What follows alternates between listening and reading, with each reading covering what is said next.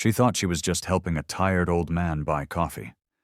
But what she didn't know was that he could buy the entire city. And he'd been watching her for a very special reason. It was a rainy Tuesday morning at Maple and Steam, a cozy cafe tucked between office towers and busy streets. The rush had slowed, the seats mostly empty, and Reena, a 24-year-old waitress, was wiping down the counter, humming quietly to herself. She wasn't rich, far from it. Reena worked double shifts, lived in a rented room with peeling walls, and sent most of her paycheck back to her ailing mother in the village. But she never complained. And more importantly, she never stopped smiling. That's why, when the cafe door creaked open and an old man shuffled in, soaked from the rain, shivering slightly in his worn sweater and loose chappals, Reena didn't hesitate. He walked to the counter slowly and asked in a cracked voice, "How much is a plain coffee?" Reena replied gently, 85 rupees, uncle." He checked his pockets, pulled out coins, counted, came up short. He looked up, a little embarrassed. "I'll just come back later." But Reena stopped him. "No need. I'll pay for your coffee today," she said with a warm smile. "Rainy mornings deserve something warm." He blinked. "You don't even know me." Reena shrugged. "That's okay.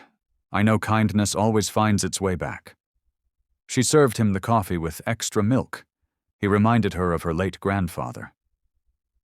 The old man sat silently in the corner, sipping his coffee and watching her from behind thick glasses. What Reena didn't know was that the man she thought she was helping wasn't just anyone. And he hadn't walked in by accident.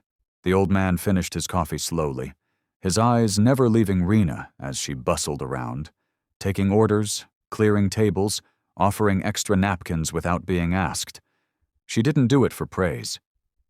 She did it because she cared. Before leaving, he shuffled back to the counter. "That was the best cup of coffee I've had in years," he said softly. "What's your name, Beta?" "Reena," she smiled. He nodded, as if filing it away in a secret notebook. "You remind me of someone I knew long ago. She gave without thinking twice, and changed my life." Then he left.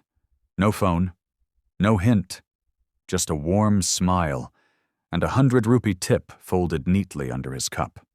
The next morning, the cafe was unusually crowded. News vans parked outside. Suited men walked in and out with cameras and mics. Reena arrived late, after taking her mother to a clinic, and stepped inside, confused by the chaos. "What's going on?" she asked her manager.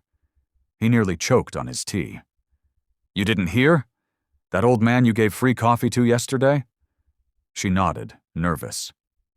That was Mohan Lal Oberoi, the billionaire investor, founder of Oberoi Group. He disguised himself as part of his annual undercover tradition to scout human gold, people who still lead with heart. Reena's eyes widened. "That man? Him?" Her manager nodded, speechless. "He visited 5 cities, dozens of cafes, and he chose you." Before she could respond, a woman in a black suit entered the cafe holding a letter with a golden seal. "Are you Reena?" she asked. Reena nodded slowly.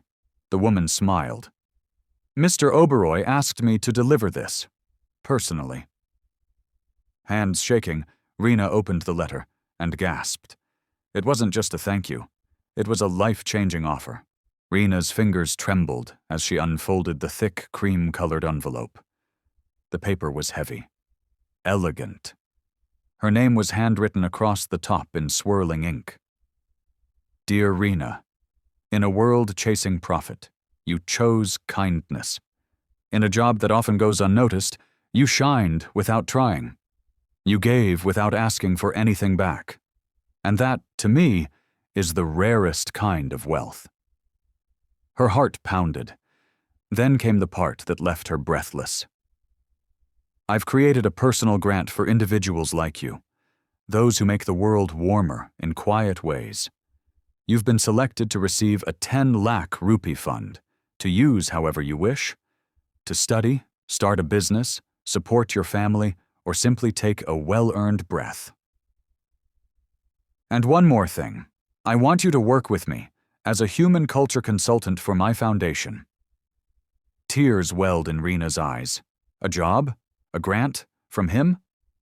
Others in the cafe stared, waiting for her to say something. Anything. She looked up and whispered, "I just gave him coffee." Her manager put a hand on her shoulder. "No, Reena. You gave him dignity. That's something even billionaires remember forever." By evening, the story had already gone viral. Kindness gets a promotion. Waitress's simple gesture turns into dream job. A photo of Reena holding the letter, stunned and smiling. But while the world cheered, Reena sat in the staff room with her mother's photo in her hand.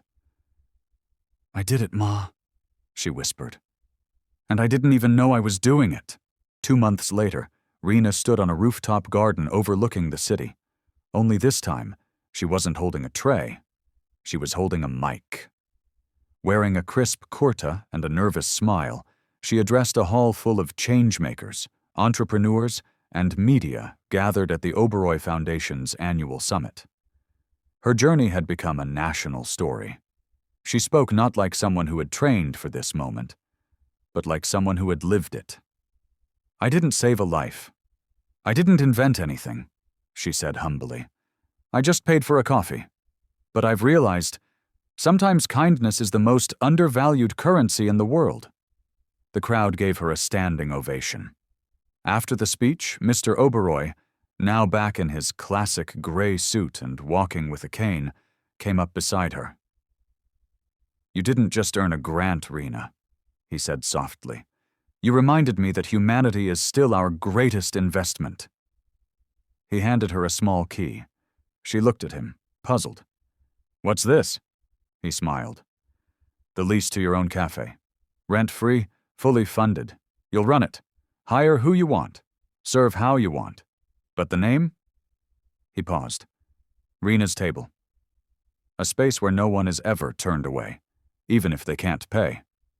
Her hands covered her mouth in disbelief. People had always asked, "What do billionaires want?"